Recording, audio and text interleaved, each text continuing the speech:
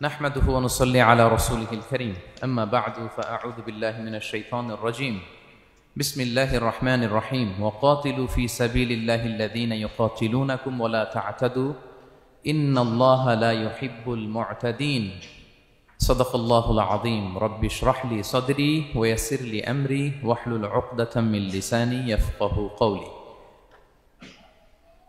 Bangladeshi Muslim community মালয়েশিয়ার আয়োজনে university science মালয়েশিয়ার এই খুলিয়া দেওয়ান খুলিয়ার এই থিয়েটার হল রুমে আজকে পেনাং কনফারেন্স 2023 যারা আপনারা উপস্থিত হয়েছেন তাদের সবাইকে জানাচ্ছি আন্তরিক শুভেচ্ছা এবং অভিনন্দন। আহলান ওয়া সাহলান ওয়া মারহাবান বিকুম ফি হাযা আল-লিকা আত-তাইয়িব আল-মুবারাক। শুরুতে আমরা আল্লাহ রাব্বুল ইজ্জা ওয়াল জালালের দরবারে শুকরিয়া জ্ঞাপন করছি যে আল্লাহ রাব্বুল ইজ্জা ওয়াল জালাল আমাদেরকে একটি চমৎকার জায়গায় চমৎকার একটি পরিবেশে কিছু দ্বীনি কথা শুনবার জন্য একত্রিত হওয়ার সুযোগ দিয়েছেন। আমরা সবাই পড়ছি কালিমাতুশ শুকুর আলহামদুলিল্লাহ। আল্লাহ রাব্বুল ইজ্জা ওয়াল জালালের দরবারে শুকরিয়া জ্ঞাপনের পাশাপাশি আমি আজকের এই প্রোগ্রামের অর্গানাইজিং কমিটি যারা আছেন তাদেরকে আমি অন্তরের অন্তঃস্থল থেকে শুকরিয়া জানাতে চাই। বিশেষ করে আজকের এই হল রুম পাইয়ে দেওয়ার ক্ষেত্রে আমাদের এখানে ডক্টর আজিম রাইট মাশাআল্লাহ ডক্টর আজিম এখানে উপস্থিত আছেন। পেনাংয়ের বিভিন্ন পর্যায়ের বাংলাদেশি প্রবাসী ব্যবসায়ী ভাইরা আছেন, তারপর এখানে ভলান্টিয়ার্স ভাইরা আছেন এবং সিকিউরিটির দায়িত্বে একটা পোশাকি বাহিনী এখানে আছেন। আমি প্রত্যেককে অন্তরের অন্তঃস্থল থেকে শুকরিয়া জানাই। এবং এই যে আমরা মাগরিবের আগে বসলাম, আমরা আমাদের নিয়ত খালেস করে নিই যে এই একটি ঘন্টা আমরা আল্লাহর জন্য ব্যয় করব, কিছু শিখবার জন্য, নিজের জীবনকে পরিবর্তন করবার জন্য। তাহলেই আমাদের এত আয়োজন, এই যে সকালে আমরা ফজরের আজানোর 1 ঘন্টা আগে উঠে আমরা রওনা হয়েছি, কুয়ালালামপুর থেকে এসেছি, আপনারা অনেক দূর দূরান্ত থেকে এসেছেন। আমাদের এই আশা বসা এটা কাজে লাগবে। আমরা কামনা করি আল্লাহ তাআলা আমাদের এই আশাকে, এই বসাকে, এই একত্রিত হওয়াকে, এই কোরআনের এই মিলন মেলাকে আমাদের নাজাতের ওয়াসিলা বানাক। আমরা ইউনিভার্সিটি সায়েন্স মালয়েশিয়ার এই হলরুমে যেমনি সবাই একত্রিত হয়েছি, আল্লাহ তাআলা সেই জান্নাতুল ফিরদাউসেও যেন তার মেহমান হয়ে আমরা একত্রিত হতে পারি। আল্লাহ তাআলা আমাদেরকে তৌফিক দান করুক। সম্মানিত ভাইয়েরা, আপনারা সবাই সুস্থ আছেন তো? আলহামদুলিল্লাহ।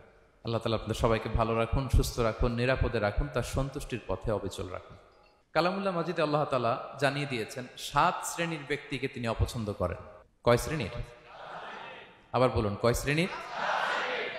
জি, 7 শ্রেণীর ব্যক্তিকে আল্লাহ তাআলা অপছন্দ করেন। তো মানে আল্লাহ তাআলা তাদেরকে ভালোবাসেন না। আমরা আজকে এই 7 শ্রেণীর ব্যক্তি কারা তাদের ব্যাপারে জানার চেষ্টা করব এবং আমরা সতর্ক হয়ে যাব যে আমরা যেন তাদের অন্তর্ভুক্ত না হই। কি বলেন? কোন 7 শ্রেণীর ব্যক্তি, কোন অভাগা, কোন কপাল পোড়া সেই 7 শ্রেণীর ব্যক্তি যাদেরকে আল্লাহ তাআলা পছন্দ করেন না, ভালোবাসেন না, এই মর্মে তিনি কালামুল্লাহ মাজিদে ঘোষণা দিয়েছেন। এবং আমরা সতর্ক হওয়ার চেষ্টা করব এই বৈশিষ্ট্য যেন কশিনকালেও কভু আমাদের মধ্যে না আসে। তাহলে কালামুল্লাহ মাজিদ আল্লাহ তাআলা যে জানিয়েছেন যে তিনি 7 শ্রেণীর ব্যক্তিকে পছন্দ করেন না, তার মধ্যে প্রথম শ্রেণী হচ্ছে সীমা লঙ্ঘনকারী। আরবিতে বলে আল মুআতাদুন। সীমা লঙ্ঘনকারী ব্যক্তিকে আল্লাহ তাআলা পছন্দ করেন না। লিমিট ক্রস করলে আল্লাহ তাআলা পছন্দ করেন না। লিমিটকে কেউ যদি ওভারস্টেপ করে, ক্রস করে, আল্লাহ তাআলা পছন্দ করেন না। সীমা লঙ্ঘনকে তিনি মোটেও পছন্দ করেন না। এবং মজার ব্যাপার হচ্ছে আল্লাহ কেউ কোনো অন্যায় করলেই সাথে সাথে পাকড়াও করেন না, কেউ ভুল করলেই আযাব দেন না, কেউ নাফরমানি করলেই আযাব পাঠান না। আল্লাহ অনেক সময় দেন, অনেক সময় দেন, শুধরে যাবার অনেক টাইম সে পায়। তারপরও যখন সে লিমিট ক্রস করে তখন আল্লাহ ধরেন। আল্লাহ সব সময় ধরে না, ধরলে ছাড়ে না, ধরে ধরে ধরে না, ধরলে আল্লাহ ছাড়ে না। আল্লাহ সব সময় ধরবে না। এবং যে সমস্ত জাতিগোষ্ঠীকে এই পৃথিবীতে আল্লাহ তাআলা আযাব দিয়ে ধ্বংস করেছেন, তাদের স্টোরি যদি আমরা খেয়াল করি, আমরা দেখব যে তাদেরকে আল্লাহ অনেক সুযোগ দিয়েছেন ভালো হওয়ার, শুধরে যাওয়ার। কিন্তু তারা আল্লাহর আদেশ অমান্য করতে করতে করতে করতে যখন লিমিট ক্রস করে ফেলছে, একটা সবকিছুর একটা লিমিট থাকে, কি বলেন? We all should know all limits. আপনাকে জানতে হবে যে আপনি কতটুকু পর্যন্ত করতে পারবেন, কতটুকু আপনার সীমানা। You should know your limit. এই লিমিটটা আপনার জানতে হবে। তারা যখন লিমিট ক্রস করেছে আল্লাহ আযাব দিয়েছে। আপনারা সামুদ জাতির নাম শুনেছেন? তাদের কাছে আল্লাহ তাআলা একজন নবী পাঠিয়েছিলেন, নাম হচ্ছে সালেহ আলাইহিস সালাম। আল্লাহ নবী সালেহ আলাইহিস সালাম, তিনি তাদেরকে দাওয়াত দিলেন যে হে আমার জাতিগোষ্ঠীর লোকেরা, এক আল্লাহর ইবাদত করো। তারা অবাধ্য হলো। তিনি সত্যের পথে আহ্বান করলেন, তারা এই কথা শুনলো না। একটার পর একটা আল্লাহর পায়গাম আসে, তারা অবাধ্য হয়, তারা অবাধ্য হয়, তারা আল্লাহ তাআলার আদেশকে মানে না। সবশেষে সামুদ গোত্র, তারা আবার খুব শক্তিশালী ছিল, তারা পাহাড় কেটে আর্কিটেকচার করে ডিজাইন করে কিভাবে আবাসন তৈরি করতে হয় পাহাড়ি এলাকায়, মাউন্টেইন এলাকায় কিভাবে আবাসন তৈরি করতে হয় এটার ব্যাপারে এক্সপার্ট ছিল। কিন্তু তারা সালেহ আলাইহিস সালামকে বলল, সালেহ তুমি পাগল, তুমি জাদুকর, তুমি যে আল্লাহর কথা বলছো আমরা মানবো এক শর্তে, যদি এই পাহাড়ের ভেতর থেকে 10 মাস গর্ভধারিণী একটা উট যদি বের করে আনতে পারো, এমন একটা শি ক্যামেল উট যদি বের করে আনতে পারো, যেই উটের পেটের ভেতরে একটা বাচ্চা থাকবে এবং উটটা পাহাড় থেকে বের হয়েই বাচ্চা ভূমিষ্ঠ করবে, এরপরে উটের দুধ যেন আমরা খেতে পারি, তুমি যদি এটা দেখাইতে পারো তাইলে বুঝবো তুমি সত্য নবী। দোয়া করলেন, আল্লাহ আমার এই জাতি সামুদ, তারা তো চেয়েছে যে পাথর ভেতর থেকে যদি একটা উট বেরোয়, ওর যদি বাচ্চা দেয় আর দুধ দেয়, তাহলে তারা তোমাকে মেনে নেবে। আল্লাহ তুমি মেহেরবানি করে এই মিরাকেল, এই মুআজিজা তুমি তাদের দেখিয়ে দাও। আল্লাহ তাআলা দোয়া কবুল করলেন। হাজার হাজার মানুষের সামনে চাক্ষুষ দিবালোকের মুহূর্তে পাথর ভেঙে একটা উট বেরিয়ে এলো বিশাল আকৃতির, এবং 10 মাস গর্ভধারিণী উট, সাথে সাথে এই উট বেরিয়ে বাচ্চা প্রসব করবে, এবং সাথে সাথে এই ওলান থেকে উটের দুধ বেরোতে লাগলো। হাজার হাজার লোক এটার ওলান থেকে দুধ নিয়ে তারা তৃপ্ত হলো। আচ্ছা, এই মুহূর্তে তাদের কি করা উচিত ছিল বলেন তো? আশহাদু আল্লা ইলাহা ইল্লাল্লাহ ওয়া আশহাদু আন্না মুহাম্মাদুর রাসূলুল্লাহ ওয়া আশহাদু আন্না সালিহান নাবিয়ুল্লাহ, এটা পড়া দরকার ছিল না? দরকার ছিল। কিন্তু তারা একের পর এক গোয়ার তুমি করতে করতে করতে করতে চাক্ষুষ দিনের বেলা এত বড় একটা মুআজিজা দেখার পরেও তারা অস্বীকার করলো। সাল্লাল্লাহু আলাইহি ওয়াসাল্লাম বললেন, তোমরা তোমাদের ওয়াদা পূরণ করো।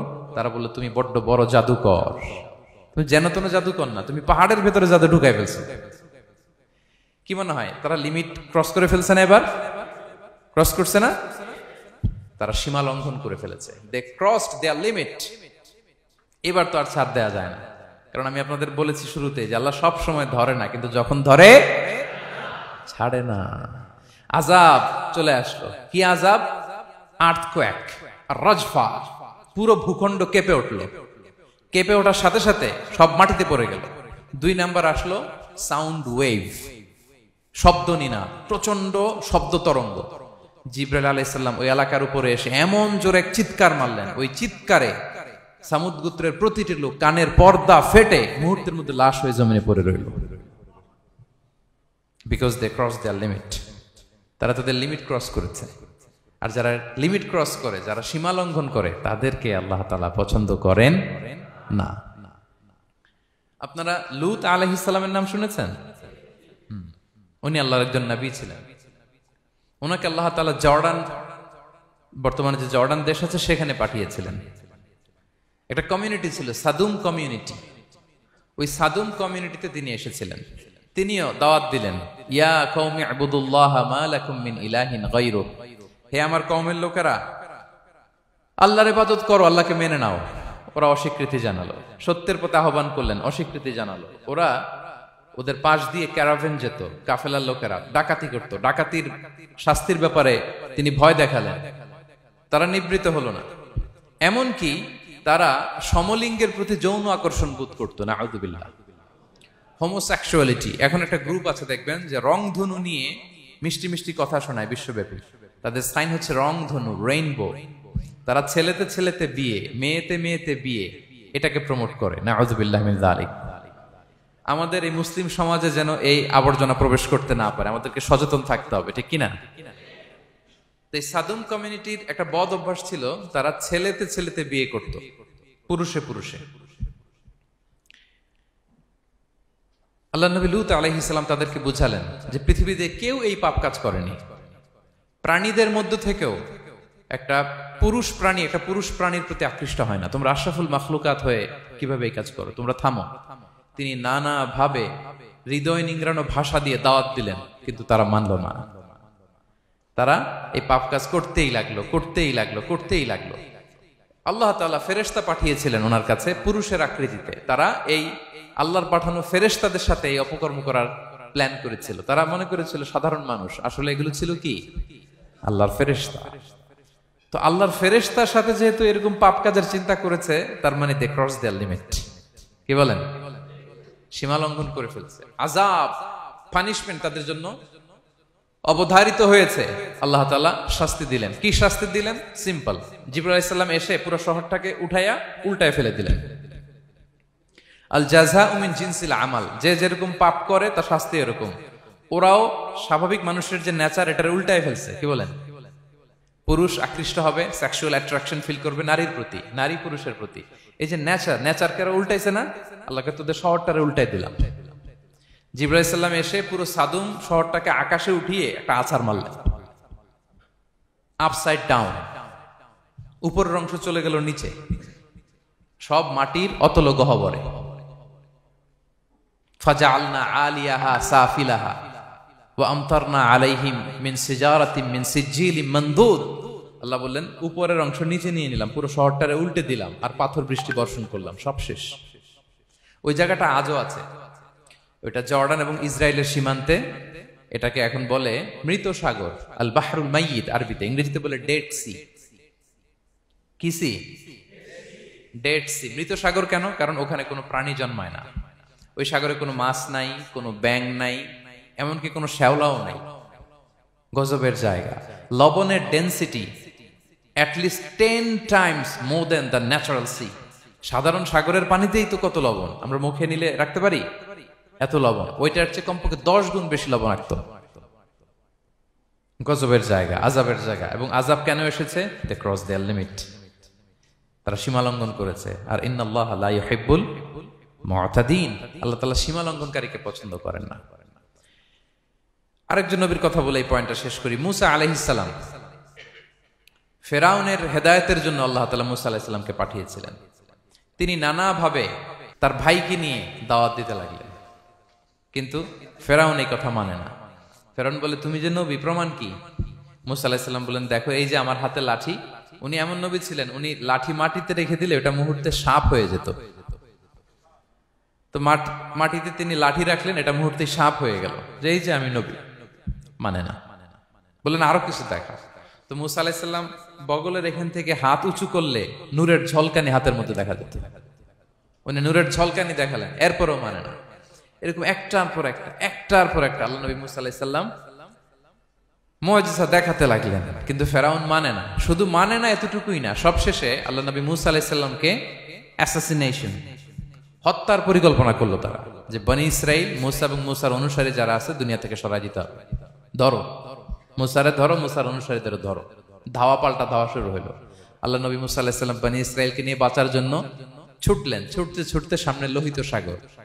দেখেন, একে তো আল্লাহর বিধান মানে নাই, এরপরে একটার পর একটা মুআজিজা আসলো, সেটাও মানে নাই। এখন নবীরে হত্যার জন্য ছুটছে। কি মনে হয় সীমা লঙ্ঘন হয়েছে? একটু হয়েছে না অনেক? আল্লাহু আকবার। আল্লাহ বলেন ফাআগরাকনাল আখারিন, আমি মুসা এবং বনি ইসরাইলকে বাঁচাই দিলাম, ফেরাউন সহ তার দলবলকে সাগরে ডুবাই মারলাম। শুধু ডুবাই মারে নাই, আল্লাহ বলে ফালিয়াউমা নুনাজ্জিকা বিবাদানিকা লিতাকুনা লিমান খালফাকা আয়া।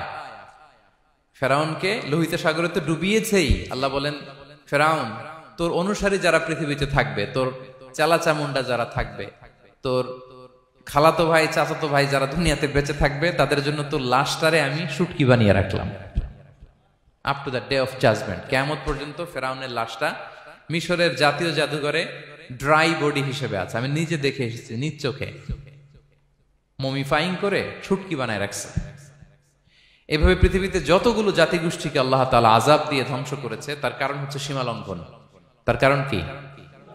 প্রিয় ভাইরা, আমরা যেন আমাদের লাইফস্টাইলের দিকে একটু খেয়াল করি, যে এই সীমা লঙ্ঘনের কাতারে আমরা চলে আসলাম কিনা, আমাদেরকে খেয়াল রাখতে হবে। আল্লাহ তাআলা সীমা লঙ্ঘনকারীকে পছন্দ করেন না। ইন্নাল্লাহা লা ইউহিব্বুল মুতাদিন। তিনি সীমা লঙ্ঘনকারীদেরকে পছন্দ করেন না।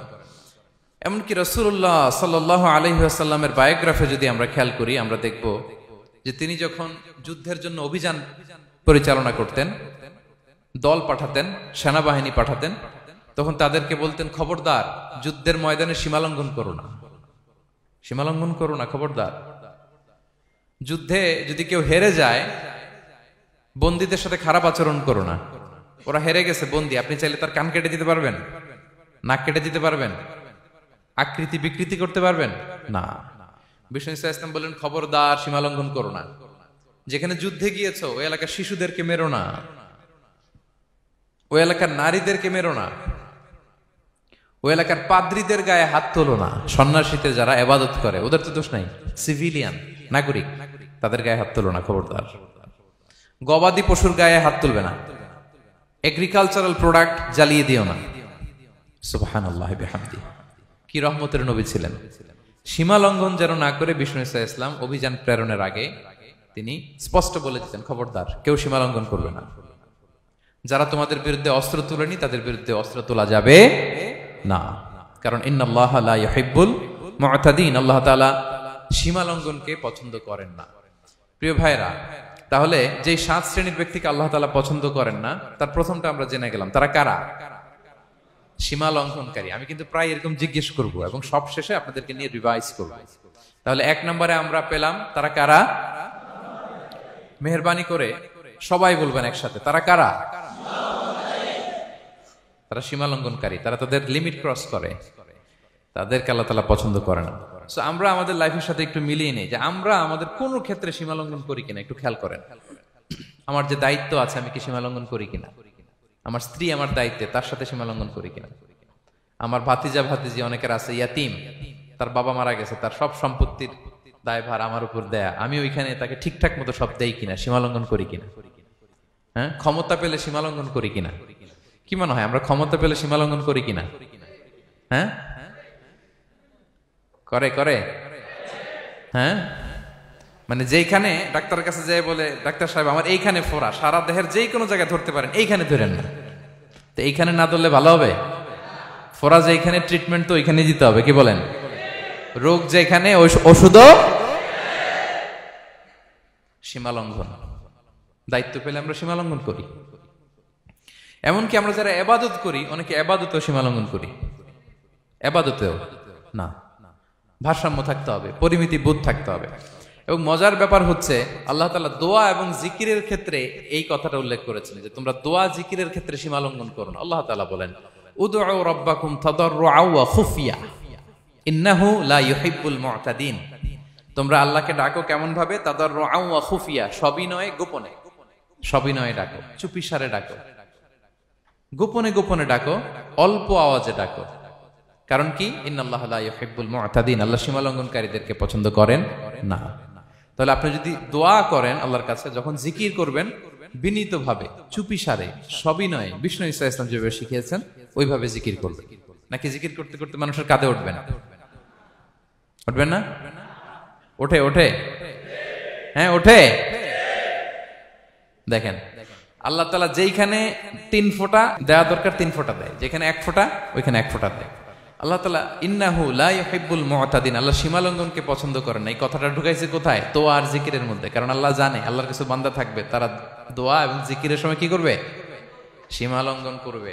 মাঝে মাঝে কিছু ভিডিও ক্লিপসে দেখা যায় জিকির করতে করতে আরেকজনের কাঁধের উপরে, যিনি জিকির পরিচালনা করতেছে তার মাথার উপরে।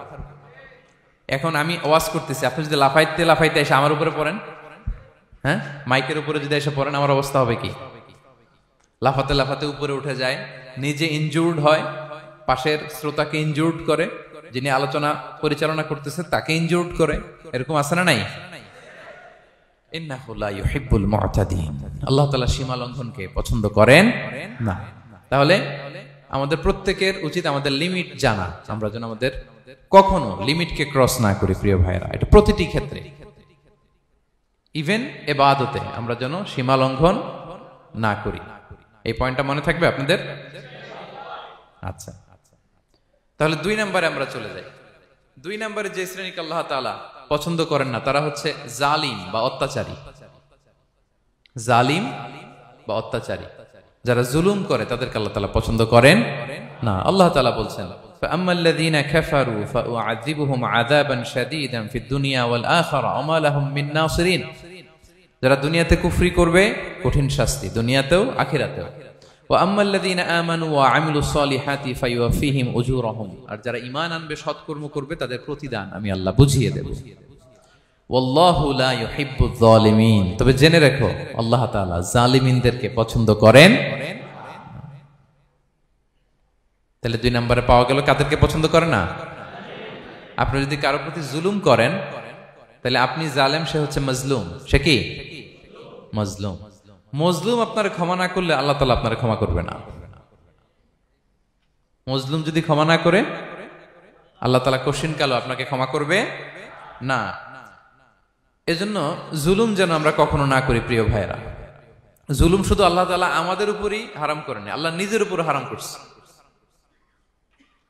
জুলুম শুধু আমাদের জন্যই হারাম না, আল্লাহর জন্য হারাম। আল্লাহ তাআলা বলেন হাদিসে কুদসিতে, ইয়া ইবাদি, হে আমার বান্দারা, ইন্নী হারামতু যুলমা আলা নাফসি, আমি জুলুমকে আমি আল্লাহ নিজের উপরে হারাম করেছি। ওয়া জাআলতুহু বাইনাকুম মুহাররামা, এবং এই জুলুমকে তোমাদের উপর হারাম করেছি। ফালা তাযালামু, তোমরা একে অপরের উপর জুলুম করো না। জুলুম শুধু আমাদের উপরই হারাম না, আল্লাহ নিজের উপরও হারাম করেছেন। তাহলে জুলুমের সাথে কি মুমিনের কোনো সম্পর্ক থাকতে পারে? পারে না। এবং আল্লাহ তাআলা কখনো কোনো বান্দার উপর জুলুম করেন না। ওয়া আন্নাল্লাহা লাইসা বিযাল্লামিন লিল আবিদ, তিনি তার বান্দার উপর জুলুম করেন না।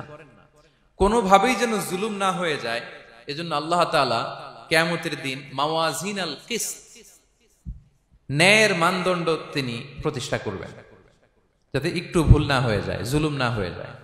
আমরা মাঝে মাঝে যে দোকান থেকে বস্তায় বস্তায় চাল নিয়ে আসি না, চাল দেখা যাবে যে 1 মণ চাল হয়তো সামান্য একটু কম হইতে পারে, সামান্য একটু বেশিও হইতে পারে, এরকম হয় না?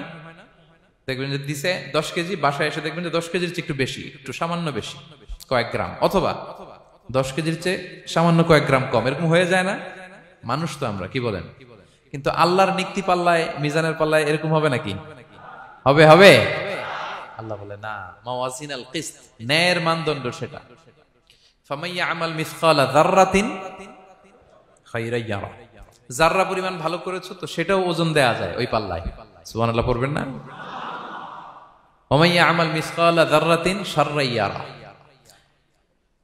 অনুপরিমাণ খারাপ করেছো সেটাও ওজন দেয়া যায়। কারণ ওয়া আন্নাল্লাহা লাইসা বিযাল্লামিন লিল আবিদ, তিনি বান্দার উপর জুলুম করেন না। তিনি এমন পাল্লা দিয়েছে যাতে জুলুম না হয়।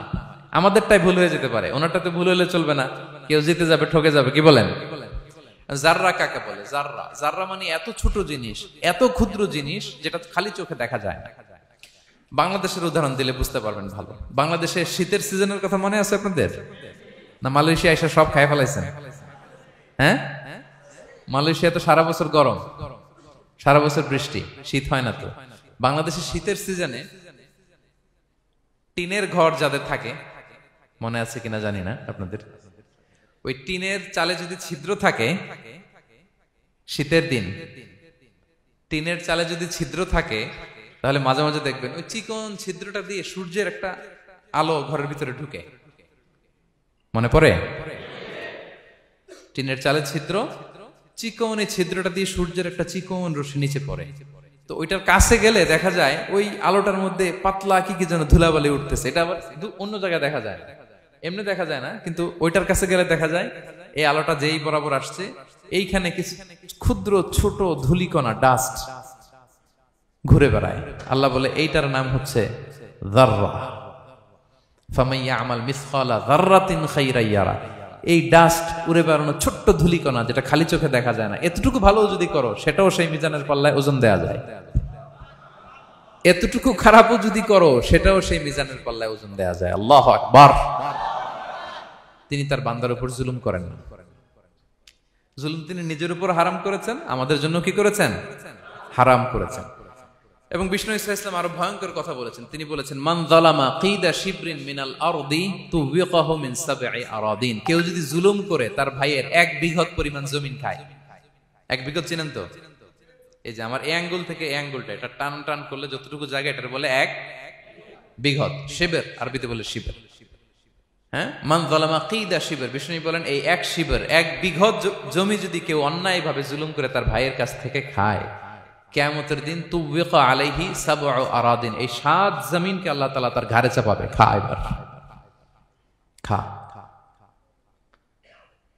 অন্যের জমি খাওয়ার এত শখ ছিল, এবার 7 জমিন ঘাড়ে কর। কিয়ামতের ময়দানে আপনার দেহটারে বিশাল আকৃতির করা হবে, এই 7 জমিনকে আপনার কাঁধে তুলে দেওয়া হবে। এজন্য আমরা অন্যের রাইটস, অধিকার যেন নষ্ট না করি, কারো উপর যেন জুলুম না করি, কোনোভাবেই না। আমরা নানাভাবে এই জুলুমটা করি। আমরা প্রায় দাদার সম্পত্তি থেকে ফুফুদেরকে বঞ্চিত করি, বাবার সম্পদ থেকে বোনদেরকে বঞ্চিত করি। হ্যাঁ, নিজের ভাই আরেক ভাইকে, আপন ভাই ভাইকে বঞ্চিত করে, জুলুম করে। এরকম দৃশ্যপট আমাদের সমাজে আছে না নাই বলেন তো? কিয়ামতের দিন আল্লাহর সুপ্রিম কোর্টের কাঠগড়ায় হিসেব দিতে হবে। আর এই জালিমদেরকে আল্লাহ তাআলা পছন্দ করেন না। এবং সবচেয়ে ভয়ঙ্কর ব্যাপার হচ্ছে, আপনি যখন কারোর উপর জুলুম করেন, ওই মাজলুম আর আল্লাহর মাঝখানে কোনো ফারাক থাকে না। আল্লাহ ওই ফারাকের পর্দা উঠায় নাই। বিষ্ণুই বলেন ইত্তাকি দাওয়াতাল মাজলুম, তোমরা মজলুমের বদদোয়াকে ভয় করো, খবরদার। কারণ ফাইন্না লাইসা বাইনাহা ওয়া বাইনাল্লাহি হিজাব, তার আর আল্লাহর মাঝে কোনো পর্দা থাকে না। দোয়া করলেই ওটা আরশে যেয়ে কবুল হয়ে যায়। আল্লাহ তাআলার চারিপাশে অনেক পর্দা আছে। কেউ কেউ বলে 70,000 নূরের পর্দা। এই 70,000টা সহিহ হাদিস দ্বারা সাব্যস্ত না, কিন্তু অসংখ্য অগণিত পর্দা, এবং পর্দাও এটা নূরের পর্দা। আচ্ছা বলেন তো, জানলা দিয়ে বাইরের আলো ঠেকাতে আমরা দেয়ালে জানালায় কি লাগাই? পর্দা লাগাই। পর্দাটা কিসের তৈরি? মোটা কাপড়ের, যাতে করে ওই আলো না আসে। কিন্তু আল্লাহর চারদিকে যে পর্দা, ওই পর্দাটা কিসের? নূরের, আলোর। ওনার পর্দাই আলো দিয়ে তৈরি। সুবহানাল্লাহ বললেন না? বিষ্ণু বলেন ইত্তাকি দাওয়াতাল মাজলুম, মজলুমের বদদোয়াকে ভয় করো। ফাইন্না লাইসা বাইনাহা ওয়া বাইনাল্লাহি হিজাব, কেউ যখন মজলুম হয়ে কেঁদে বদদোয়া করে, তার আর আল্লাহর মাঝে ওই পর্দা থাকে না। বদদোয়া করছে, ডাইরেক্ট কবুল। খবরদার আমার পেনাঙ্গের ভাইয়েরা, আমরা যেন জালিম না হই। In it's any form, operation in it's any form, যেই কোনো ভাবে, যেই কোনো ক্ষেত্রে, যেই কোনো ধরনের হইতে পারে জুলুম। কাউকে আপনি ছোট্ট কোনো কাজে ঠকালেন, বন্টন নীতিতে ঠকালেন, হ্যাঁ, জমি মেরে দিয়ে ঠকালেন, আমানত মেরে দিয়ে ঠকালেন, ইন ইটস এনি ফর্ম যদি জুলুম করে থাকেন, খবরদার। মজলুমের কান্না কখনো বৃথা যায় না। মজলুমের কান্না কখনো বৃথা যায় না। জীবনের কোনো না কোনো সময়ে এর প্রায়শ্চিত্ত আপনাকে করতে হবে। জীবনের কোনো না কোনো সময়ে এর প্রায়শ্চিত্ত করে আপনাকে মরতে হবে। তাহলে কোন বিশ্বাসী কি জালিম হতে পারে? কারণ ইন্নাল্লাহা লা ইউহিব্বুল যালিমিন, আল্লাহ তাআলা জালিমদেরকে পছন্দ করেন না। তাহলে জুলুমের সাথে আমাদের কোনো সম্পর্ক আছে? হ্যাঁ, কোনো সম্পর্ক আছে। তাহলে 2 শ্রেণীর ব্যক্তির কথা আমরা জানলাম যাদেরকে আল্লাহ পছন্দ করেন না। 1 নাম্বার, প্রথমটা কি ছিল? সীমা লঙ্ঘনকারী, লিমিট যে ক্রস করে, ইন্নাল্লাহা লা ইউহিব্বুল মুআতাদিন। 2 নাম্বার কি জানলাম? হ্যাঁ, জালিম, অত্যাচারী, অপ্রেসর। অপ্রেসরকে আল্লাহ তাআলা পছন্দ করেন না। তাহলে এই দুইটারে আমরা নো বলে দিলাম আজকের কনফারেন্স রুমে। আওয়াজ করে বলেন তো সবাই, নো। এই লিমিট ক্রস আর জুলুম, নো, চলে গেছে, খালাস। এবার 3 নম্বরে দেখি আল্লাহ কাদেরকে পছন্দ করেন না। 3 নম্বরে আল্লাহ তাআলা অহংকারী, দাম্ভিক লোককে পছন্দ করেন না। অহংকারী, আমাদের তো অহংকার টহংকার নাই না? আছে? অহংকার আছে? কিসের অহংকার বলেন? টাকার, আর ক্ষমতার, আর সৌন্দর্যের, আর হ্যাঁ পাওয়ার, সোশ্যাল পাওয়ার। এই যে অহংকার, অহংকারের খাঁচা থেকে মুক্ত রাখো আমাদেরকে তুমি প্রভু হয়ে। পড়েন আমিন। এটা একটা ভয়ঙ্কর খাঁচা। আচ্ছা, অহংকার করার আমাদের আছে কি বলেন তো? কিছুই নাই। আল্লাহ বলে ওয়া খুলিকাল ইনসানু দাঈফা, তোমাদেরকে আমি দুর্বল করে তৈরি করছি। আমরা দুর্বল, শুধু দুর্বল না, দুর্বলের ঘরের দুর্বল। আমার বাপ ছিল দুর্বল, আমার দাদা ছিল দুর্বল, আমরা 14 গোষ্ঠী কি? হাল আতা আলাল ইনসানি হিনুম মিনাদ দাহরি লাম ইয়াকুন শাইআম মাযকুরা। আল্লাহ বলেন একটা সময় ছিল উল্লেখ করার মতো তোমার কিছুই ছিল না। আজকে তো এত লম্বা চোরা মানুষ, আমরা কিছুই ছিলাম না। আমার বর্তমানে বয়স চলে 36, 37। তা আজ থেকে 37 বছর আগে আমি কি ছিলাম? আমার অস্তিত্বই ছিল না, আমার কোনো নাম ছিল না, আমার কোনো গ্রাম ছিল না, আমার কোনো অ্যাড্রেস ছিল না, আমার কোনো পরিচিত ছিল না। আজ থেকে আরো 37 বছর পরে একটু খেয়াল করেন তো, এখন তো 37, আরো 37 ধরেন বাঁচলাম। এরপরে আমি দুনিয়া, দুনিয়া থাকবে কিন্তু আমি নাই। আজকে কার জন্য আটকে আছে দুনিয়ার কাজ বলেন তো?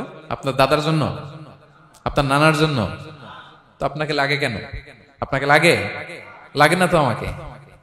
আমি দুনিয়া, একদিন কিছুই ছিলাম না। আল্লাহ বলেন হাল আতা আলাল ইনসানি হিনুম মিনাদ দাহরি লাম ইয়াকুন শাইআম মাযকুরা। তুমি কিছু ছিলা, একটা সময় কিছুই ছিলা না, উল্লেখ করার মতো তুমি কিছুই ছিলা না। অস্তিত্বহীনের জগৎ থেকে তোমাকে আমি অস্তিত্বে আনলাম। তোমার বাবার পৃষ্ঠদেশ থেকে তোমার মায়ের গর্ভাশয়ে আমি তোমাকে ফেললাম। সেখানে আমি আল্লাহ তোমাকে একটু একটু করে তিলে তিলে বড় করলাম। 9 মাস 10 মাস পরে মায়ের পেট থেকে দুনিয়াতে তুমি আসলে। দেখেন তো দুনিয়ায় আসার পরে আমাদের অবস্থাটা কি? কাপড় নাই, চোপন নাই, এভাবে চলে আসছি। আসার পরে কেউ যদি মুখে খাবার তুলে দেয় তাইলে খাইতে পারি, হ্যাঁ, তাও লিকুইড খাবার, এদিক দিয়ে দিলে এদিক দিয়ে পড়ে যায়, খালি মুছতে হয়। মেহমান একজন এসে আদর করে কোলে নিচে পেশাব করে দিছি ভরাইয়া, আছে না নাই? হয়েছে না, হয়েছে না? এরকম আদর করে একটা কোলে নিছেন, এখনই না ডায়াপার আসছে মিয়া। আজ থেকে 10 বছর আগে এগুলো ছিল নাকি? প্যাম্পাস ডায়াপার ছিল, এই কাঁথা টাতা নিয়ে কোলে নেওয়া লাগতো, এরপরে দিছে ওদিক দিয়ে জামা টামা ভিজে শেষ। ইভেন রাসূল সাল্লাল্লাহু আলাইহি ওয়াসাল্লামের কোলে এরকম বাচ্চারা পেশাব করে দিছে, এরকম হাদিস আছে। আদর করে মায়েরা বাবারা আসলেই তো তার বাচ্চাকে রাসূল সাল্লাল্লাহু আলাইহি ওয়াসাল্লাম কোলে দিতেন, পেশাব করে দিতেন। তো কার কোলে উঠছে এটাও জানি না, পেশাব করে ভরাই দিচ্ছে। পেশাব পায়খানা করে শয়লাভ। লিকুইড দিলে খেতে পারি, শক্ত কিছু খেতে পারি না। এই তো আমি, এই তো আমার ক্ষমতা। একজন যে বললেন ক্ষমতার অহংকার, এই তো ক্ষমতাটা তো এতটুকু। এরপরে যখন জোয়ান হয়েছে, এখন তো জোয়ান, এখানে একটা ভূমিকম্প হইলে কি অবস্থা হবে বলেন তো জোয়ানদের? হ্যাঁ, কাঁপতে কাঁপতে সব শেষ। একটা ভূমিকম্প, একটা তুফান হলে ওটার বিরুদ্ধে দাঁড়াতে পারি না। একটা তুফান, রাস্তায় টায়ার পাংচার হলে লাফ দিয়ে উঠি। ক্ষমতা আমার, আমার নাকি ক্ষমতার অহংকার? কি দুর্বল আমরা, হ্যাঁ? কুকুর আমাদেরকে কামড় দিলে আমরা কুকুরের কামড়ও দিতে পারি না, ঠিক কিনা? মশা যে কামড়ায়, এটা ধরতে না পারলে কিছু করতে পারি? কামড় মাইরা দিছে দৌড়। বল্লা পোকা এসে যদি কামড় দিয়ে দৌড় দিয়ে কিছু করতে পারেন? তো কিসের কিসের ক্ষমতা আপনার? এরপর আবার যদি 70-80 বছর হায়াত পাই, আবার আগের মতো যেখানে বসি ওইখানেই ডাইরেক্ট, আছে না নাই? বয়স যখন 80 হয়ে যায় আর থাকে শরীরের কন্ট্রোল, আবার যেখানে বসে ওইখানেই পেশাব পায়খানা। খাবার দিলে খাইতে পারি, পিঠটা বাঁকা হয়ে কুজু হয়ে গেছে, এর নাকি আবার অহংকার? সাজে অহংকার? সাজে অহংকার? সাজে একজনের, আওয়াজ করে বলতে হবে তিনি কে? 3 নম্বরে অহংকার, দাম্ভিককে আল্লাহ পছন্দ করেন না। প্রিয় ভাইরা, আল্লাহ বলেন কারুনের ঘটনাকে আল্লাহ এখানে এনেছেন। আল্লাহ বলেন ইন্না কারুনা কানা মিন কওমি মূসা। কারুন ছিল মুসা আলাইহিস সালামের কওমের লোক, মুসা আলাইহিস সালামের কাজিন ছিল মূলত। কারুন নামে একজন সম্পদশালী ছিল। মিশরের রাজধানী কায়রো থেকে 100 কিলো দূরে ফাইয়ুম নামে একটা জেলা আছে, ওখানে তার বাড়ি ঘর। আমি দেখে এসেছি, কয়েকবার গিয়েছে।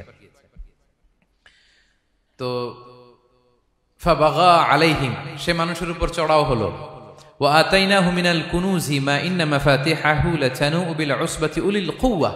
আল্লাহ বলেন এই কারণকে আমি এত সম্পদ দিয়েছি, এত বেশি ছিল তার সম্পদ, সম্পদগুলো যে সে আলমারির ভিতরে রাখতো, ওই আলমারির যে চাবি হইতো, এই চাবিগুলোরে ওজন করার জন্য, কাঁধে নেওয়ার জন্য 10 জন পেশি শক্তি পুরুষ লাগতো। আলমারি রাখার জন্য না, কি রাখার জন্য? আলমারি ভর্তি যে সোনা দানা গহনা, ওইটা যে চাবি, ওই চাবিগুলা বহন করতে একদল পেশি পুরুষ লাগতো, এত সম্পদ। তো তাকে এলাকার লোকেরা বলেছিল ক্বালালাহু কওমুহু লা তাফরাহ, এই কারণ তুমি গর্ব করো না। কারণ তাকে বলছিল মুসা আলাইহিস সালাম যাকাত দাও, সে বলতেছে আমি যাকাত দিব কেন? এই সম্পদ তো আমার। ইন্নামা উতিতুহু আলা ইলমিন ইনদি, আমি আমার বুদ্ধি খাটায় এই সম্পদ কামাইছি, আমার সম্পদ আমি খাবো, আমি যাকাত দিব কেন? আল্লাহ বলেন ইন্নাল্লাহা লা ইউহিব্বুল ফারিহিন। কারণ তুমি অহংকার করলে আমি আল্লাহ অহংকারকে বরদাস্ত করি না, অহংকারীদেরকে আমি আল্লাহ পছন্দ করি না। আমি অহংকারকে পছন্দ করি না, অহংকারকে আল্লাহ তাআলা পছন্দ করেন না। কি হয়েছিল কারণের নসিবে? আল্লাহ বলেন ফাখাসাফনা বিহি ওয়া বিদারিহিল আরদ ফামা কানা লাহু মিন ফিআতি ইয়ানসুরুনাহু মিন দুনিল্লাহ ওয়া মা কানা মিনাল মুনতাসিরিন। আল্লাহ বলেন সে যখন অহংকার দেখালো, আমি কারুনকে আর কারুনের সব সম্পদ মাটির ভেতরে দাবিয়ে দিলাম, মুহূর্তেই দাবিয়ে দিলাম। সহিহ বুখারীতে এসেছে ইয়াতাজালজালু ফিল আরদ, প্রতিদিন 1 বিঘত করে কারুন জমিনের ভিতরে যেতেই থাকবে, যেতেই থাকবে, যেতেই থাকবে কিয়ামতের আগ পর্যন্ত। আল্লাহু আকবার। কারণ অহংকার করেছিল। আল্লাহ বলে আমি অহংকারীদের পছন্দ করি না। সূরা লুকমানে আল্লাহ বললেন ওয়ালা তুসাইর খাদ্দাকা লিন্নাস, মানুষ থেকে মুখ ফিরিও না। ওয়ালা তামশি ফিল আরদা মারাহা, জমিনে অহংকার ভরে হেঁটো না। ইন্নাল্লাহা লা ইউহিব্বু কুল্লা মুখতালিন ফখুর, আল্লাহ তাআলা অহংকারীদেরকে, দাম্ভিকদেরকে পছন্দ করেন না। এই যে আমি বলছি যে 7 শ্রেণীর লোককে আল্লাহ পছন্দ করেন না, এটা আমার মন গড়া বানানো কথা। প্রতিটি কথার পেছনে কোরআনের যুক্তি আছে। কোরআনে আল্লাহ তাআলা বলছেন আল্লাহ অহংকারীদেরকে পছন্দ করেন না। ইংরেজিতে কি বলে? ইগো আছে আমাদের, হ্যাঁ ইগো, এটা ছেড়ে ফেলতে হবে, অহংকার করা যাবে না। আমার প্রিয় ভাইয়েরা একটু মনোযোগী হন, এই আয়াতের তাফসীরটা একটু সংক্ষেপে বুঝিয়ে দেই। আল্লাহ তাআলা বলছেন ইন্নাল্লাহা লা ইউহিব্বু কুল্লা মুখতালিন ফখুর, আল্লাহ কোন মুখতাল আর ফাখুরকে পছন্দ করেন না। মুখতাল আর ফাখুর মানে কি? মুখতাল মানে যে অহংকার করে মনে মনে। কিছু লোক আছে ভিতরে ভিতরে নিজের বড় মনে করে, বাইরে বলে না বা বলার সাহস পায় না, কিন্তু ভিতরে ভিতরে ভাবে আমি কোন হনুরে, কি বলে আমি কোন, আমি তো বড়, আরে আমার চেয়ে বড় বেশি জানে নাকি কেউ, আমার চেয়ে কিছু পারে নাকি, আমি তো, কিন্তু এটা মুখ দিয়ে বলে না, ভিতরে ভিতরে আছে না নাই? এদেরকে আরবিতে বলে মুখতাল। কি বলে? মুখতাল। আরেকজন ফাখুর, সে শুধু ভিতরে না, এটা প্রকাশ্যে বলে বেড়ায়, এটা আরো ডেঞ্জারাস। ফাখুর সে আরো খারাপ, সে প্রকাশ্যে তার অহংকার প্রদর্শন করে, বলে বেড়ায় যে আমি বড়, আমি বড়, আমি বড়। এই আমি বড় কথাটাই সবচেয়ে ভয়ঙ্কর। আমি বড় কথাটাই সবচেয়ে ভয়ঙ্কর। নিজে যাকে বড় বলে বড় সে, লোকে যাকে বড় বলে বড় সে হয়। আমার প্রিয় পেনাঙ্গের ভাইয়েরা, নিজেকে বড় মনে করা এটা শয়তানের স্বভাব। কার স্বভাব? বিনয়ী হওয়া এটা নবীদের স্বভাব। আল্লাহ তাআলা ফেরেশতাদেরকে বলেছিলেন উসজুদু লি আদম, তোমরা আদমকে সিজদা দাও। ফাসাজাদাল মালাইকা কুল্লুহুম, সবাই সিজদা দিল ইল্লা ইবলিস, কে ছাড়া? ইবলিস ছাড়া। সে নিজেকে বড় মনে করেছিল, শয়তান।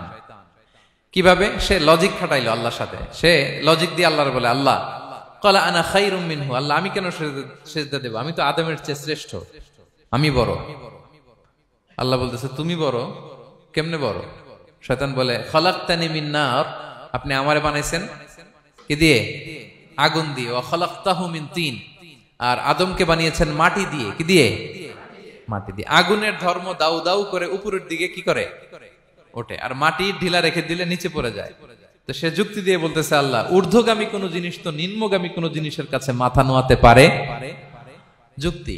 মনে রাখবেন যুক্তি সব জায়গায় খাটে। আপনার অফিসের যে বস, মালয়েশিয়ান ভাষায় বসরে কি বলেন আপনারা? ওকে, তোকে। এই আপনার তোকে সামনে যে আপনি লজিক খাটাইলে হবে? বস যেটা বলে ওইটাই ফাইনাল। তো আল্লাহ তাআলা আদেশ করেছিলেন সেজদা করার, সে সেজদা করলেই ভালো করতো, কিন্তু সে যুক্তি দিল আল্লাহ আমি শ্রেষ্ঠ, তাকে বানাইছেন মাটি দিয়ে, আমারে বানাইছেন আগুন দিয়ে, আমি কেন মাথা নত করব, আমি বড়। আমি বড় বলার সাথে সাথে দৃশ্যপট পাল্টায় গেল। আল্লাহ বলে বের হ, ফখরুজ, বের হ, তুমি অভিশপ্ত, তুমি লানত প্রাপ্ত, তোমার স্থান হবে জাহান্নাম।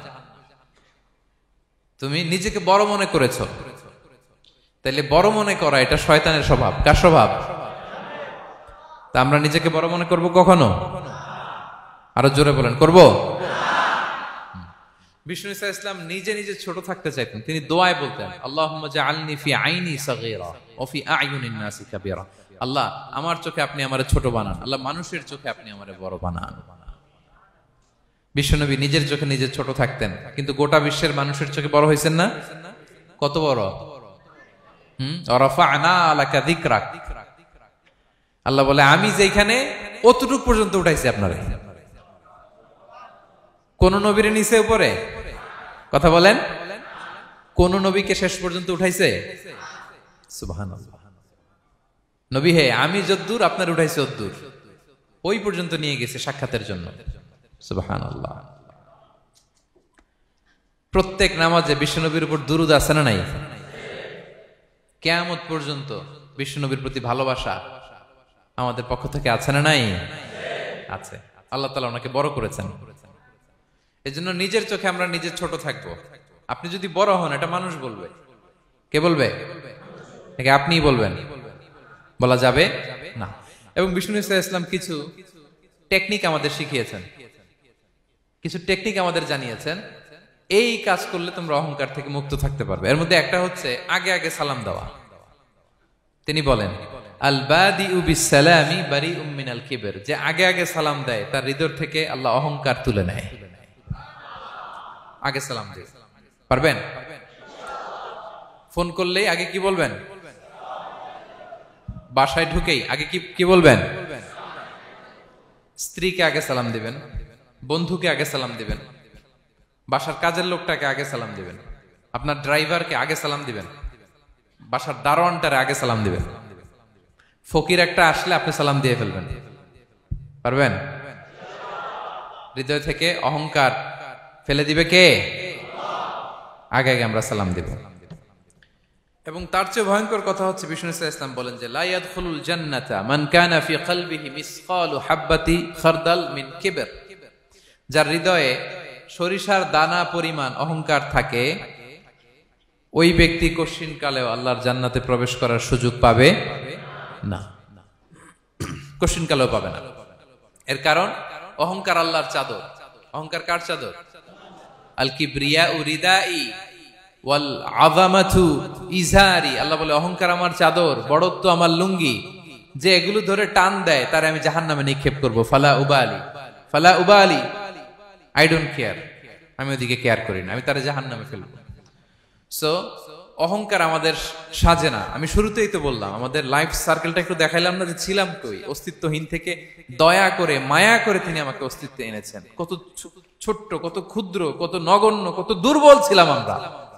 আবার যৌবনের একটা পিরিয়ড কাটিয়ে, যৌবনের সময় তো কতটা দুর্বলতা বললাম, আবার সে দুর্বল, মানে দুর্বল থেকে দুর্বল।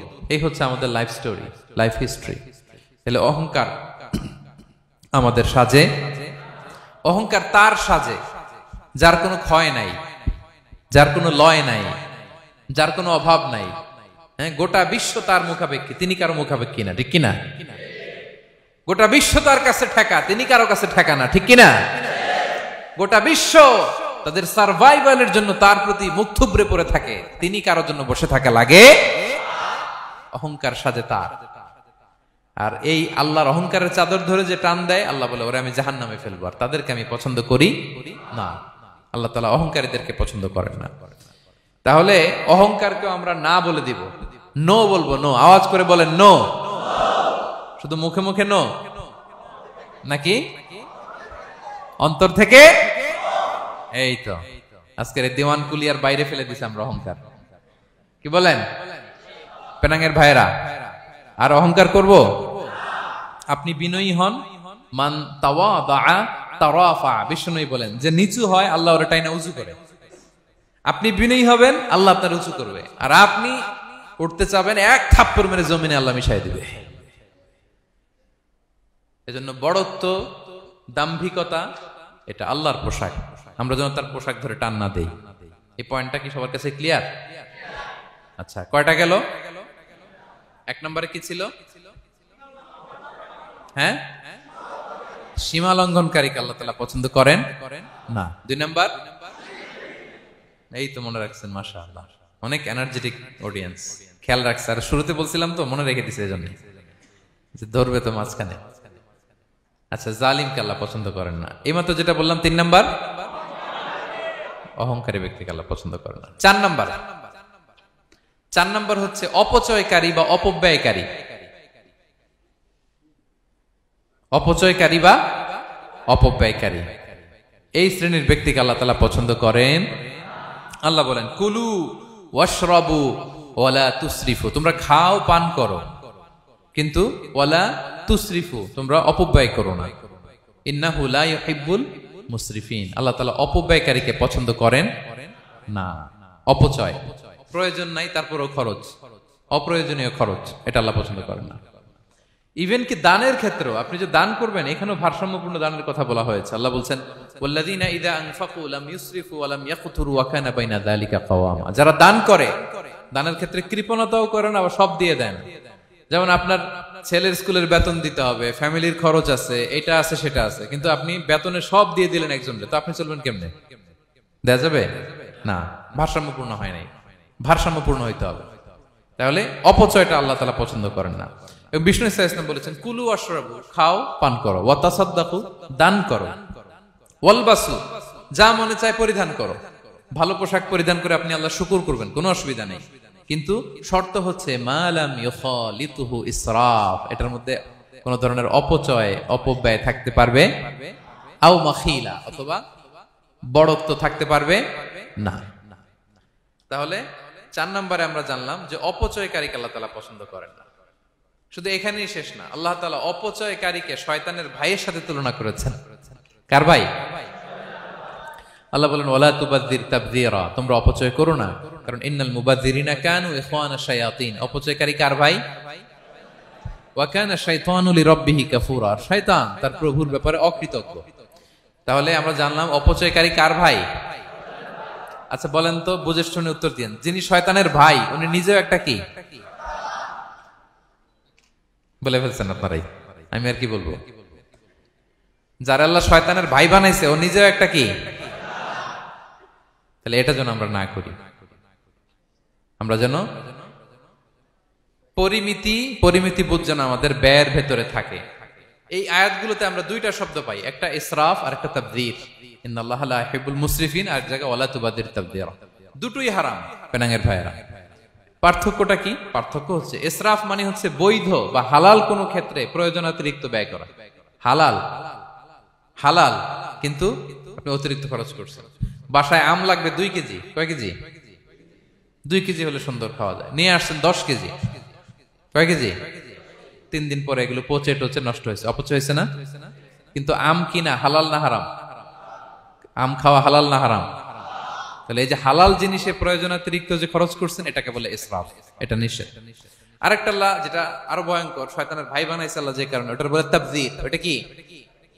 তাবযীর হচ্ছে অবৈধ বা হারাম কোনো ক্ষেত্রে প্রয়োজনাতিরিক্ত ব্যয় করা। এমনি কাজটা হারাম। এমনি কাজটা কি? বলেন তো, মদ খাওয়া কি? এখন ট্রাক ভর্তি করে মদ নিয়ে আসছেন। নাচানাচির অনুষ্ঠানে ফান্ডিং করা কি? অশ্লীলতা, নৃত্য প্রদর্শনের একটা প্রোগ্রাম হবে নারীদের, এটাতে ফান্ডিং করাটা কি? হারাম। এখানে আপনি হাত খুলে দান করছেন, এটারে বলে তাবযীর। তাহলে ইসরাফও হারাম, তাবযীরও হারাম। 2টার মধ্যে বেশি হারাম হচ্ছে তাবযীর, যে তাবযীরের কারণে আল্লাহ তাআলা তাকে শয়তানের ভাই বলেছেন। তাহলে অপচয়ের সাথে আমাদের কোনো সম্পর্ক, আমরা একটু গলা ফাটিয়ে অপচয়কে নো বলে দিব, আওয়াজ করে বলেন নো। আজকে থেকে আর কোনো অপচয় নাই, আজকে থেকে অপচয় নাই। বিশ্বনবী সাল্লাল্লাহু আলাইহি ওয়াসাল্লাম একবার আম্মাজান আয়েশা রাদিয়াল্লাহু তাআলা আনহার ঘরে ঢুকলেন, ফাওয়াজাদা কিসরাতা খুবজিন মুলকাতিন আলাল আরদ। আম্মাজান আয়েশার ঘরে ঢুকেই দেখলেন এক টুকরো রুটি মাটিতে পড়ে আছে। কোথায় পড়ে আছে? ফাগাদিবান নবী, নবী সাল্লাল্লাহু আলাইহি ওয়াসাল্লাম রেগে গেলেন, তিনি রাগান্বিত হলেন, প্রচন্ড রেগে গেলেন। রেগে আম্মাজান আয়েশাকে বললেন, আয়েশা, এই যে আল্লাহর রিজকে তুমি নষ্ট করছো, আল্লাহর রিজিকের মূল্যায়ন করতে শেখো আয়েশা। কোন ঘরে যদি আল্লাহর রিজিক আসে আর ওই রিজিককে যদি মূল্যায়ন করা না হয়, তাহলে সেই রিজিক আর এই ঘরে আসে না। কারণ এই রুটিটা খেয়েই তো তুমি বেঁচেছিলা, ঠিক কিনা? আজকে আমরা যেই রুটিটা, যেই ভাতগুলো ফেলে দিয়ে ডাস্টবিনে, এতটুকু খাইলে আমার কাশ্মীরের ভাইরা বেঁচে যাবে, এতটুকু পাইলেই আমার ফিলিস্তিনের ভাইরা বেঁচে যায়। এতটুকু পেলেই ওই ডাস্টবিনে মারামারি করে যারা খাবার খোঁজে ওরা বেঁচে যায়, ঠিক কিনা? এই জন্য বিষ্ণু ইসলাম রেগে গেলেন। বিষ্ণু সবসময় রাখতেন না, রেগে বললেন, আয়েশা, আল্লাহর নেয়ামতের কদর করো, তোমার ঘরে রিজিক আসলে ওটার যদি মর্যাদা না দাও এই রিজিক তোমার ঘরে আর ঢুকবে না। নট নেসেসারি শুধু খাবারের ক্ষেত্রে, যে কোনো ক্ষেত্রে অপচয় যেন না হয়, অপচয় অপব্যয় যেন না হয়। আমরা অনেক সময় করে ফেলি, খেতে বসলে অনেক খাবার নিয়ে ফেলি, অর্ডার করতে গেলে দোকানে অনেক অর্ডার করে ফেলি, রেস্টুরেন্টে, কিন্তু এই খাবারগুলো নষ্ট করা যাবে না। ডাস্টবিনে যেন না যায় আপনার কারণে। আপনি কি করবেন? লেফট ওভার ফুড সাথে করে বঙ্গুজে নিয়ে আসবেন। আপনারা তো বঙ্গুজ বলেন নাকি? পেনাঙ্গে কি বলে? বঙ্কুজ। হ্যাঁ, টেক অ্যাওয়ে বা বঙ্কুজ বললে ওরা বঙ্কুজ দিবে, নিয়ে আসবেন, বাসায় এনে রাতে খাবেন, তারপরের দিন খাবেন, অথবা কাউকে দিয়ে দিবেন, কিন্তু খাবার নষ্ট করা চলবে। কারণ ইন্নাল্লাহা লা ইউহিব্বুল মুসরিফিন, আল্লাহ তাআলা অপচয়কারীকে পছন্দ করেন। কথাটা কি বুঝতে পেরেছেন সবাই? আচ্ছা, কয়টা গেল? আর বাকি রইল কয়টা? 5 নাম্বার, খেয়ানতকারী। আমানতের খেয়ানত যে করে, বা বিশ্বাসঘাতক আমানতের খেয়ানত যে করে। অনেক লম্বা কথা, আমি যেহেতু সময় কম শেষ করে দিচ্ছি। ইন্নাল্লাহা লা ইউহিব্বুল খাইনিন, আল্লাহ তাআলা খেয়ানতকারীকে পছন্দ করেন। বিশ্বাসঘাতকতা যে করে, আল্লাহর কথা বাদ দেন, আমাদের সমাজে বলেন, কেউ যদি বিশ্বাসঘাতকতা করে আমরা পছন্দ করব? করব না, তাকে কেউ পছন্দ করে না। ইন্নাল্লাহা লা ইউহিব্বু মান কানা খাওয়ানান আসিমা, পাপী খেয়ানতকারীকে আল্লাহ পছন্দ করেন না।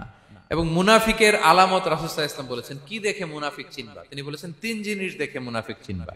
1, ইযা হাদাসা কাযাবা, মুনাফিক কথা বললে মিথ্যা বলে। কথা বললে কি করে? ওয়া ইযা ওয়াআদা আখলাফা, ওয়াদা করলে খেলাফ করে। 3 নম্বরে ওয়া ইযা তুমিনা খানা, মুনাফিকের কাছে আমানত রাখলে খেয়ানত করে। আমানতের খেয়ানত, এটা মুনাফিকের আলামত। শুধু মুনাফিকের আলামতই না, এটা কিয়ামতের একটা আলামত। আল্লাহ বলেন, ইন্নাল্লাহা ইয়া'মুরুকুম আন তুআদ্দুল আমানাতি ইলা আহলিহা, আল্লাহ তাআলা আদেশ করেছেন আমানতের যে হকদার তার হাতে তার আমানত পৌঁছে দাও। আদেশটা কার? সবাই বলুন, আদেশ কার? আল্লাহর। আমানতের খেয়ানত এটা মুনাফিকের আলামত এবং কিয়ামতের আলামত। এক বেদুইন এসে রাসূল সাল্লাল্লাহু আলাইহি ওয়াসাল্লামকে বলল, ইয়া রাসূলুল্লাহ, মাতা সাআ, কিয়ামত কবে হবে? কি কবে হবে? কিয়ামত কবে হবে? রাসূল সাল্লাল্লাহু আলাইহি ওয়াসাল্লাম বললেন, ইযা দুইয়াতিল আমানাতু ফান্তাযিরিস সাআ, যখন আমানতের খেয়ানত শুরু হবে সমাজে তখনই কিয়ামত হবে। সে বলল, ইয়া রাসূলুল্লাহ, কাইফা ইদাআতুহা, আমানতের খেয়ানত আবার কেমনে হয়? সহজ সরল মানুষ, আমানতের খেয়ানত হয় কেমনে? বিষ্ণু বললেন, ইযা উসিদাল আমরু ইলা গায়রি আহলিহি ফান্তাযিরিস সাআ, যে লোক যেই কাজের যোগ্য নয় তাকে যখন সেই কাজে বসিয়ে দেয়া হবে তখনই কিয়ামত হয়ে যাবে। এখন এটা আছে না নাই সমাজে? বলেন। হ্যাঁ, যে যেই কাজের যোগ্য না সেই কাজ সে পায় না। সবাই বলেন তো, যে যেই চেয়ারে বসার যোগ্যতা রাখে না ওই চেয়ারে সে বসে কি বসে না? নেতা হওয়ার যোগ্যতা নাই, নেতা হয়ে গেছে। পদের যোগ্যতা নাই, পদ পেয়ে গেছে। চাকরির যোগ্যতা নাই, ওই যে উপর থেকে ফোন আসছে, ফোনের ঠেলায় চাকরি হয়ে গেছে। দেশেরও 12টা বেজে গেছে। এইভাবেই আমানতের খেয়ানত হয়। প্রিয় ভাইরা, আমানত ব্যাপারটা অনেক বড়। অনেকে মনে করে, আপনারা কি বোরিং হয়ে যাচ্ছেন? আর অল্প, আর ম্যাক্সিমাম 10 মিনিট। প্রিয় ভাইরা, আমানত এই ব্যাপারটা অনেক বড়। অনেকে মনে করে, একজন আমার কাছে একটা মোবাইল রেখে গেছে, বলছে ভাই এই মোবাইলটা আগামী সপ্তাহে এসে নিয়ে যাবো। তো অনেকে মনে এইটাই শুধু আমানত, অনেকে ভালো। বা 10,000 রিঙ্গিট রেখে বলল 3 দিন পরে এসে আমি টাকাটা তোমার কাছ থেকে নিব। তো আপনি দিয়ে দিলেন, এটা তো আমানতদার হলেনি। কিন্তু শুধু এতটুকু আমানত নয় প্রিয় ভাইয়েরা আমার। আল্লাহ তাআলা আমাদেরকে যা দান করেছেন তার সবই আমানত, সবকিছুই আমানত। এই যে আমাকে আল্লাহ জ্ঞান দিয়েছেন, এই জ্ঞানটা আমানত। যাদেরকে আল্লাহ পরিচিতি দিয়েছেন, পরিচিতি এটা আমানত। আমার অর্থ, আমার সন্তান, আমার ক্ষমতা, আল্লাহর দেয়া প্রতিটি নিয়ামতই আমানত। এবং এই আমানতের ব্যাপারে আল্লাহ তাআলা জিজ্ঞেস করবেন। আপনি একটা প্রতিষ্ঠানের প্রধান, এই প্রতিষ্ঠান আপনার কাছে আমানত। আপনি মসজিদের সভাপতি, এই মসজিদ আপনার কাছে আমানত। আপনি চেয়ারম্যান, এই ইউনিয়ন পরিষদটা আপনার কাছে আমানত। কি বলেন? আপনি MP, member of the parliament, এই নির্বাচনী এলাকাটা আপনার কাছে আমানত। আপনি রাষ্ট্রপ্রধান, পুরো রাষ্ট্রের প্রতিটি ইঞ্চি আপনার কাছে কি? এই আমানতের খেয়ানত যখন হবে, বিষ্ণু বললেন তখনই কিয়ামতের অপেক্ষা করো, ফান্তাযির সাআহ, কিয়ামত হয়ে যাবে। তাহলে খেয়ানতকারীকে আল্লাহ তাআলা পছন্দ করেন না, আমানতের খেয়ানতকে পছন্দ করেন না। আর আমানত এটা ব্যাপক বিষয়। আমার জ্ঞান, আমার ক্ষমতা, আমার পরিচিতি, আমার সন্তান, আমার স্ত্রী, সবকিছু আমানত, এবং এগুলোর ব্যাপারে আল্লাহ তাআলা আমাদেরকে জিজ্ঞেস করবেন। কয়টা গেল? তাহলে খেয়ানতকে আমরা নো বলে দিব। আওয়াজ করে বলেন নো। একটার সাথে আমাদের সম্পর্ক নেই। 6 নম্বরে হচ্ছে ফাসাদ সৃষ্টিকারী, বিশৃঙ্খলা সৃষ্টিকারী। সমাজে যারা বিশৃঙ্খলা সৃষ্টি করে তাদেরকে আল্লাহ পছন্দ করেন না। আল্লাহ বলেন ইন্নাল্লাহা লা ইউহিব্বুল মুফসিদিন। আল্লাহ তাআলা ফাসাদ সৃষ্টিকারীদেরকে কখনো পছন্দ করেন না। সমাজে নানাভাবে, সামাজিকভাবে ফাসাদ, রাজনৈতিকভাবে ফাসাদ, অর্থনৈতিকভাবে ফাসাদ, এই যত ফাসাদ বিশৃঙ্খলা আছে এগুলোর হোতা যারা, তাদেরকে আল্লাহ পছন্দ করে না। নানাভাবে দেখবেন যে সমাজে অনেকে ফাসাদ সৃষ্টি করে। আমাদের বাংলাদেশে কিছুদিন আগে কাঁচামরিচের দাম বেড়ে গেছে না? কেমনে বাড়লো? নিশ্চয়ই কেউ সিন্ডিকেট করছে, নিশ্চয়ই কেউ মজুদদারি করছে, নিশ্চয়ই এখানে কেউ ফাসাদ তৈরি করছে, ঠিক কিনা? প্রতিটি সেক্টরে আপনি খুঁজে দেখবেন ফাসাদ, হ্যাঁ, মারামারি, বিশৃঙ্খলা, ফাসাদ। এই কিছুদিন আগে এক নির্বাচনের প্রার্থীকে ধরে পিটাইছে, সবাই দেখলাম আমরা, তাই না? এটা ফাসাদ হয়েছে না? বিশৃঙ্খলা হয়েছে না? এই আপনি যদি ধরে ধরে বলেন, পরিবারে, সমাজে, রাষ্ট্রে, অর্থনীতিতে, বাজারে, প্রতিটি জায়গায় ফাসাদ আছে না নাই? আল্লাহ তাআলা বলেন ইন্নাল্লাহা লা ইউহিব্বুল মুফসিদিন। এই ফাসাদ সৃষ্টিকারীকে আল্লাহ তাআলা পছন্দ করে না। মদিনাতে এই যে টিকিটের দাম, সুন্দর কথা বলছেন, টিকিটের দাম বাড়ায় যারা দেয়, সেম গোস টু দেম, তাদেরও একই কথা, ফাসাদ সৃষ্টিকারী আর মুফসিদুন। এই যে আমাদের হাজিদের এত টাকা লাগে কেন? 50,000 টাকার টিকিট হয়ে গেছে কয় লাখ? 2 লাখ, কয় 1 লাখ। হজে যারা গেছে 1,95,000 টাকা করে পড়ছে একজনের টিকিট। কিয়ামতের দিন আল্লাহর সুপ্রিম কোর্টের কাঠগড়ায় তোমাকে দাঁড়াতে হবে, পাই টু পাই সেদিন হিসেব নিয়ে আল্লাহ তাআলা ছাড়বেন, ঠিক কিনা? সেদিন হবে আসল খেলা। এখন তো আমরা মাইক পেলেই বলি খেলা হবে, কিন্তু আসল খেলা কবে? লক্ষ লক্ষ কোটি মানুষের সামনে আল্লাহ তাআলা আপনার এই গোমর ফাঁস করে দিবেন। আল্লাহ তাআলা আপনাকে অপমানিত করে ছাড়বেন। তাই কোনো ফাসাদের সাথে, বিশৃঙ্খলার সাথে মুমিনের কোনো সম্পর্ক থাকতে পারে না।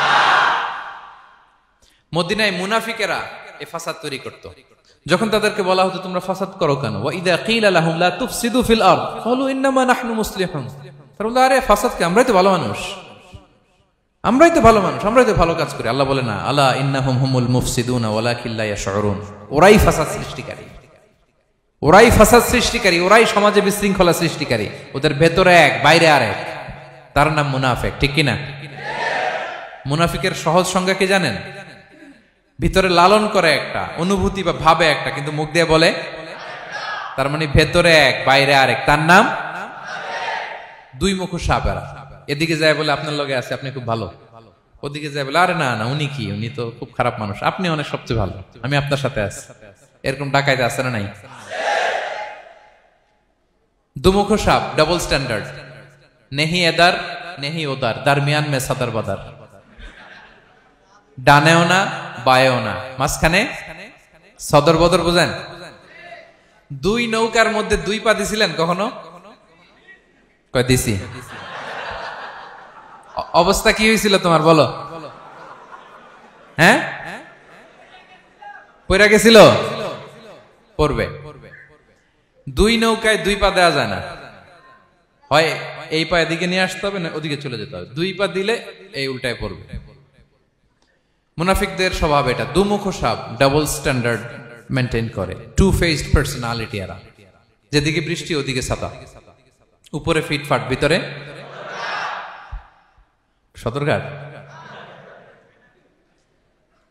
তাদেরকে যখন বলা হয় তোমরা ফাসাদ সৃষ্টি করো না, ওরা বলে আরে আমরাই তো ভালো।